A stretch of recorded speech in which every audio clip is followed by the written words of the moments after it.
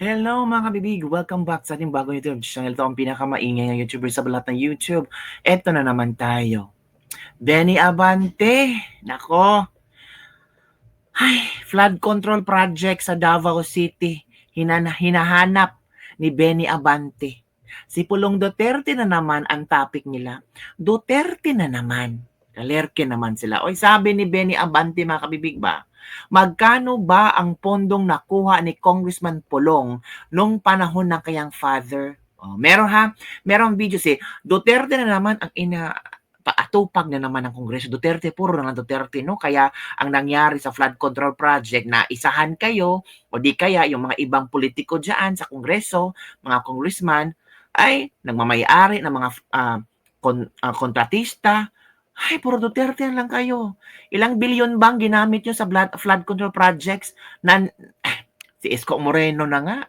Oh, ibinahagi na nga ni Isko Moreno kung magkano ang inyong flood control project budget sa distrito mo, Benny Abante. Hindi mo narinig si Isko Moreno. Malaki yung 2.2 billion yata ang flood control project sa distrito mo. Sabi nga ni Mayor Isko Moreno, ang lalaki ng budget ng flood control project sa mga distrito sa Manila. Pero bakit binabaha pa rin ang Manila? 'Di ba? O ito kasi ang pino-point out ni Benny Abante kasi sinagot lang din ni Benny Abante si Baste Duterte na sabi ni Baste na nako ito Si Mayor Baste po. Mayor Baste. Ang sabi po niya, PR stunt lang po yung... PR stunt lang. Yes. Ako, ang suggestion ko kay Mayor Baste, tanungin niya yung kanyang kapatid na congressman. Magkano ba ang pondong nakuha ni Congressman Pulong nung congressman siya nung panahon ng kanyang father? Magkano po yung nakuha? I-reveal niya kung magkano, kung saan ginamit ang pondong yan, kung paano ginamit yan, kung ilang bilyon ang napunta sa flood control project. At kung bakit malaki pa ang baha at Davao. Kailangan tanungin niya yung kanyang kapatid dyan. Kung talagang PR stunt to, patanayan niya. Kung talagang PR stunt to, or may katotohanan na sinasabi.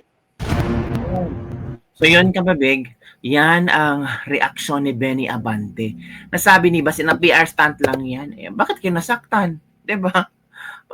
Ba't kailangan mo talagang sumagot, Benny Abante? Kayo ba ang nag-imbestiga ng flood control? 'Di ba? Balikan natin si Isko Moreno, kung ano ang sinabi ni Isko Moreno hinggil sa flood control sa Manila. At ilan ba ang ilang bilyon. Ito ang dapat mong i-explain din, Benny Abante. Oo, explain mo din ito sa distrito mo. Ito ha, Isko. Doing business, going in and out of Manila, continue to suffer with the flooding. Gusto niyo malaman per district? Oo, yan ha. Per district? District 1, 3.4 billion. Oh. District 2, 2 billion and 59 million. District 3, 4.2 billion. District 4, 1.3 billion. District 5, 1.1 billion. District 6, 2 billion and 60 million. Oh. Yan Benny Abante, District 6 ka. Total 14 billion. 2 billion daw. 2.6 or 2 point something billion. Explain mo din saan napunta itong bilyones sa flood control project mo sa distrito mo. Huwag si Pulong diskitahan mo, 'di ba? Hindi ka naman inaano ni Pulong 'di ba? 313 million 132,309 pesos and 12 centavos from project allocation for the year 2022, 2023, wow, 2024, and 2025. At malamang sa hindi, kulang pa yan. Kasi kulang pa daw lahat ito ay kinuha lang namin sa website ng Pangulo. Yun, Benny Abante. Masagot mo ba yan? Ha? Kung akala mo, Benny Abante, hindi ka sasagutin ni Pulong Duterte, ay eto. Sumagot si Pulong Duterte kabibig. Official statement ni Congressman Pulong Duterte. Eto, basahin natin kabibig ha. Share ko muna sa inyo, baka sabihin nyo ng gawa-gawa ko lang. Eto. Ito ang official statement ni Congressman Pulong Duterte. Yan kabibig, official statement.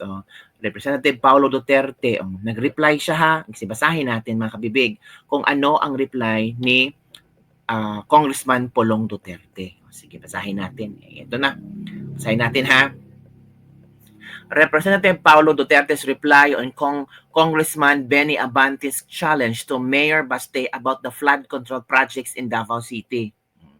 On Benny Abante's challenge to Mayor Baste Duterte regarding the flood control projects in Davao City, let me be clear.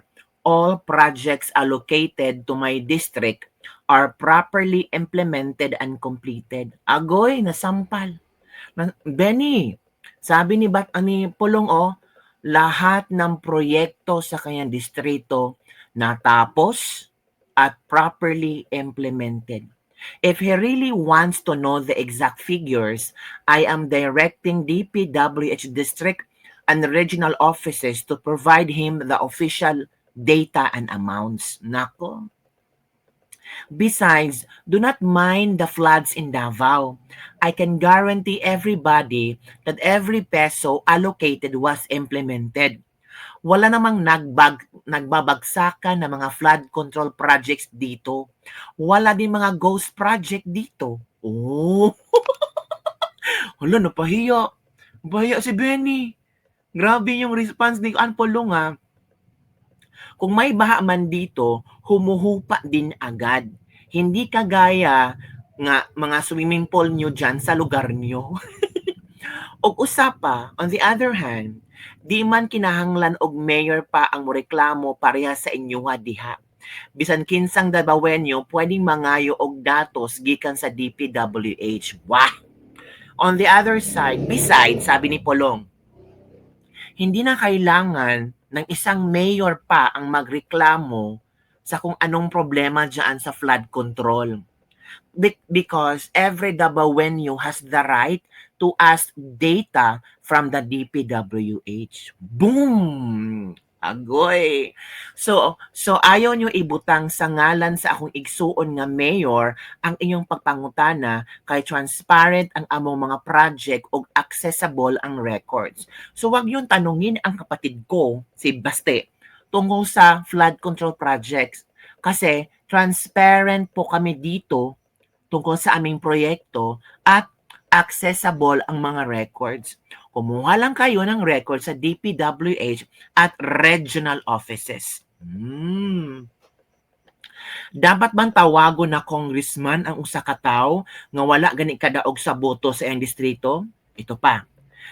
Dapat ba talagang tawagin ang isang congressman na hindi man lang nanalo sa kanyang distrito? Galing ni Baste. Benny Abante, dapat ba daw tawagin na congressman hindi ka nga nanalo sa iyong distrito?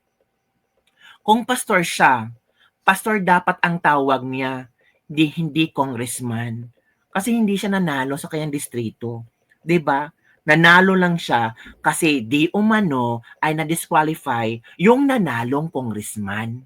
Yun ang dapat tawaging congressman kasi binoto ng madaming tao. Si Benny Abante, binoto ba? Natalo. Ay, hindi ka dapat tawaging congressman. Dapat pastor. O Pastor Abante, kabalo ko nga busog kaayo ka sa Makabayan Block para sa inyong talent fee as tilapdog sa inyong amo sa Congress. Tagalog version. Alam ko na sobrang busog ka sa Makabayan Block para sa inyong talent fee as tilapdogs. Tumitilap-tilap ka sa iyong amo sa Congress. You may also account those for transparency's sakes. Instead of questioning the development projects that benefit the people of Davao, perhaps we should start answering for your own questionable position in Congress. Hala, galing ni Pulong. Hala, ang sakit namang magsalita ni Pulong mga kamibig. Diba? Instead of questioning the flood control projects at kung anong mga proyekto, development projects sa Davao, I think you have to start answering for your own questionable position in Congress. Sakit naman nun. 'Di ba?